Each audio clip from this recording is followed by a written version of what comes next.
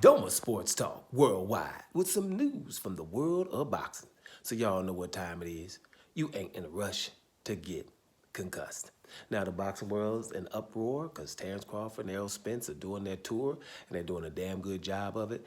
But all that information's out there, so we don't have to talk about that. All you gotta do is turn on your TV, your YouTube, or whatever, and you're gonna see what Terrence Crawford and Errol Spence are doing. Both of them brothers are confident and they're handling their business, promoting the biggest fight of the year.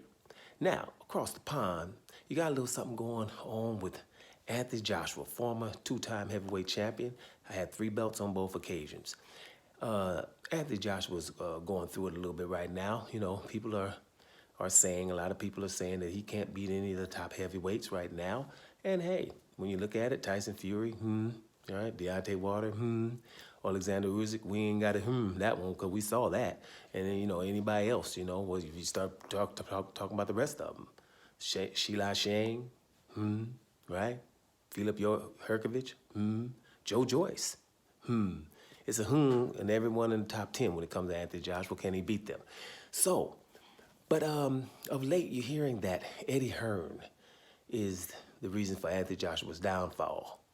Now, we all not Eddie Hearn fans, and most of us are not fans of any promoters. I mean, because they all have their good and bad sides, no matter what promoter you're talking about. If it's Bob Arum, if it's, Oscar De La Hoya, Eddie Hearn, Frank Warren, anybody you're talking about. You know, there's good and bad sides to most of them, right? Mostly bad. You know, Don King, we can't forget him. You know what I'm saying?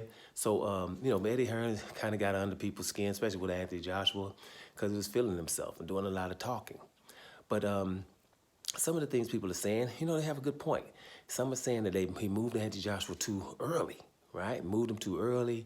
In his 13th fight, already fighting Vladimir Klitschko, and because of that, he, didn't learn his trade, right? And so, fighting Andy Ruiz Jr. with those fast hands and stuff like that, and a little bit more boxing, knowledge and been in the vocation for a while, you could get exposed, right? And it's not really good. They kind of moved him too fast. So those are things that they're saying about Eddie Hearn, saying that he just wanted the money. Those are valid points, right? So you can't just dismiss those points. Maybe he did move him a little bit too early.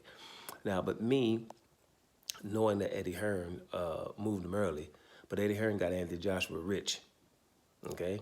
Got him rich, and he kept him out of harm's way. I watched Eddie Hearn's work because, I rode with Deontay Wilder. Eddie Hearn did not want him to fight Deontay Wilder because we got flatlined earlier. Kept him away from Deontay Wilder no matter what happened. Had him make these fights, get very, very famous in Great Britain, and he's rich now. So, if he gets exposed later, because, you call boxers exposed every time they lose something. But the man is already rich, right? And here's the deal. Maybe he did move early, but at least he got that championship, got those 3 belts, got famous, and got paid.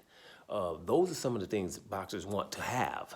Right now, you're not going to beat everybody forever anyway. So in Anthony Joshua, you remember if they moved him so early, think about Deontay Wilder. Remember, 5 or 6 years ago, Anthony Joshua was so much more refined and knows his craft way better than Deontay Wilder. But Deontay Wilder's a one-trick pony, swings real wild. Anthony Joshua understands how to punch and all of those things, right? So way back then. But you can still get beat and get chinny or whatever. So I think it's good that he got paid early because at some point, Anthony Joshua, if you're going to be chinny like that, what about if you would have waited to your 25th fight, right? Who says you were 25-0 when you get there?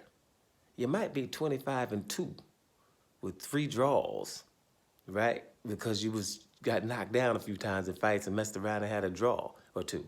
You see what I'm saying? So that's why I'm thinking Eddie Hearn probably did this the right way, guys. I think, get Anthony Joshua paid.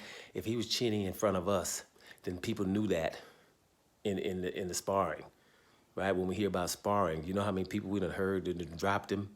I just can't even think of them all, but I know David Price is one, Coley, I think, is one, Chamberlain or something is one, and we're missing some guys. So he's been dropped a lot of times in sparring. So, you got the Deontay Wilders of the world out there, and they did everything possible to make sure to stay away from that guy, and still got paid and was still considered better than that guy.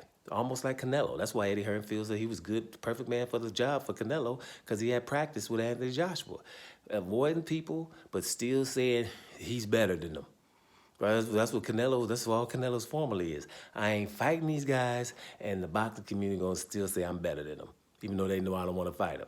So that's how that rolls. So I don't think Eddie Hearn, even though I don't really roll with Eddie Hearn, although Eddie Hearn has done some things that I like signing Danny Jacobs and trying to get him them fights, right? But I don't think Eddie Hearn was wrong. I think it was probably right to get Anthony Joshua paid early before things was gonna happen. What's happening now was gonna happen anyway. So it might as well happen after he got paid. What do you guys think? Doma Sports Talk Worldwide. And I'm up out of here, y'all.